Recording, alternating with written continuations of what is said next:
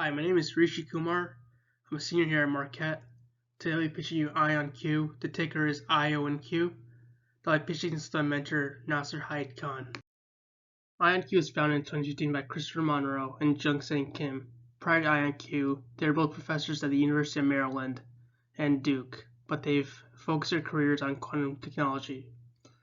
IonQ is the only pure-play quantum company that utilizes trapped ion quantum technology. The rest of the other players use superconducting, and that's where the real differentiation between the technologies come into play for IonQ. IonQ is also the only quantum computer with the ability to integrate AWS, Microsoft Azure, and Google Cloud. No other platform has this capability, and this is kind of what sets IonQ apart from the competition. And an interesting fact is that Google and Amazon both have invested into IonQ, as have some other companies like Samsung, Bosch, Airbus. Lockheed Martin's their investor, and so is SoftBank. Recently, IonQ announced that they now have a 32-qubit computer, and with the closing of the SPAC and now having $600 million in cash, they're now fast-tracked to reach 1,028 qubits by 2028. And IonQ utilizes a usage-based business model. So essentially, if a business wants to use their quantum computer, you just go onto AWS, Microsoft Azure, or Google Cloud, and you would ring up IonQ and you'd pay a separate charge for using that service. So for my recommendation, I recommend that we buy IonQ with a price target of $18.34, which suggests an upside of 45.7%. And there's really three main factors that go into my recommendation. The first is superconducting versus trapped ion technology. So superconducting is a technology used by the other players in this space. The issue is that although you are able to scale qubit counts very quickly, you end up having higher error rates, which all else equal make your quantum computer very inefficient. And to top it off, you're unable to maintain quantum states for a prolonged period of time, which means that for commercial usage, you're very limited as to what you can do with your technology. IonQ doesn't have that problem. They use trapped ion technology, which means that they can keep their computers at room temperature and they can maintain their quantum states for a very prolonged period of time compared to superconductors, and that essentially means that they're not ready for commercial usage because of that. The second part of my recommendation is the quantum computing industry growth. So quantum computing is growing at a CAGR of 56%, which is very high. And to top it off, cloud spending is also very quickly growing. So there's this nice double factor tailwind that IonQ is experiencing. And the third main part of my recommendation is the roadmap for growing qubits. So qubits are what is the technology that quantum computers are based around.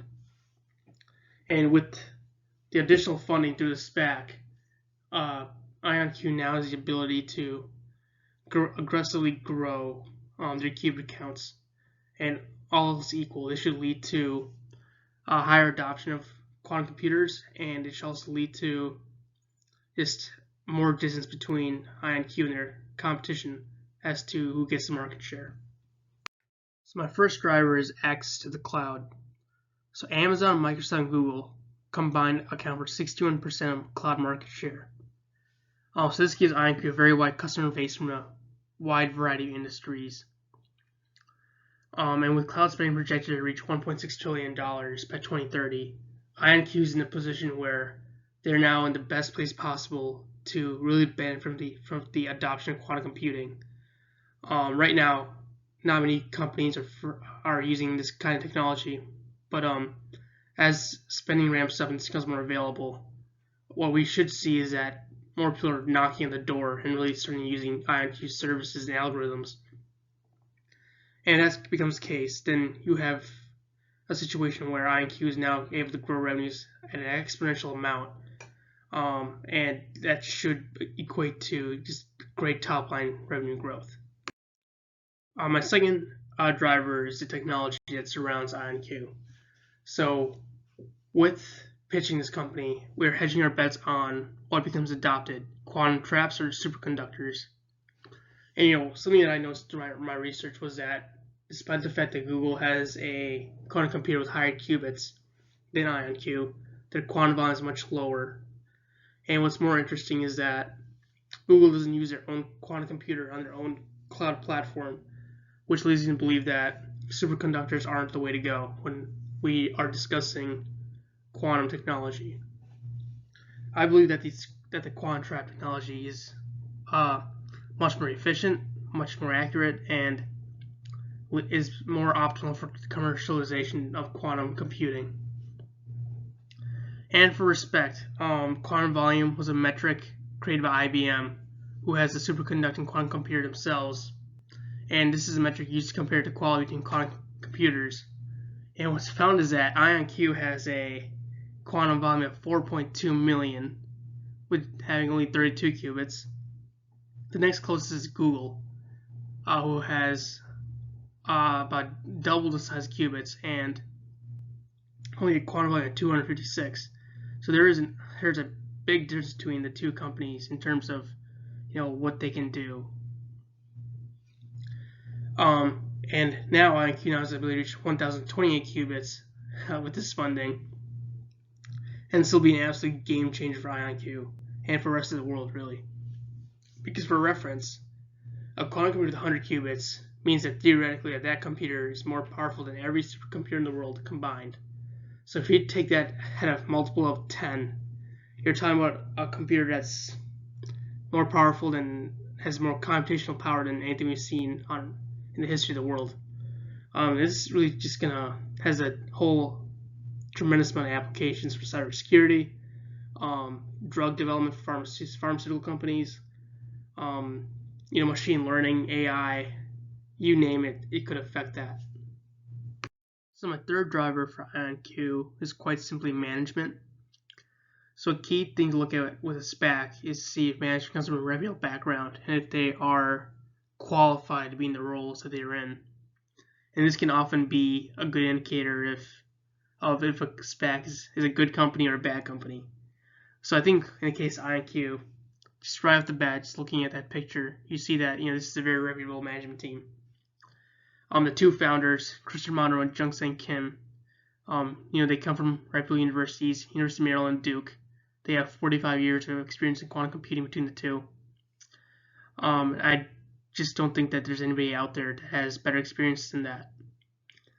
Peter Chapman, the CEO, was the director of engineering over at Amazon's Prime division, so one of the biggest divisions within Amazon. And he started his career at the age of 16 at MIT's AI lab. So obviously a quite stellar background for the CEO as well. And the last one I'll kind of highlight is David Bacon, who's the VP of software, and he built and led the quantum software at Google. So I think this is an extremely capable management team that's really poised to take market share and be the winner in the long run. I mentioned that Google doesn't even use its own quantum computer for their cloud service. IBM barely uses their own quantum computer. This is one of the first companies to commercialize quantum computing, and a lot of that's because they have the right management team and right founders to do it. They have 19 patents surrounding their quantum core technology. So there's a lot to like here when it comes to management and just looking at things qualitatively. So valuation for IonQ was definitely creative. So I started with a 15-year DCF. I assumed a 15% WACC.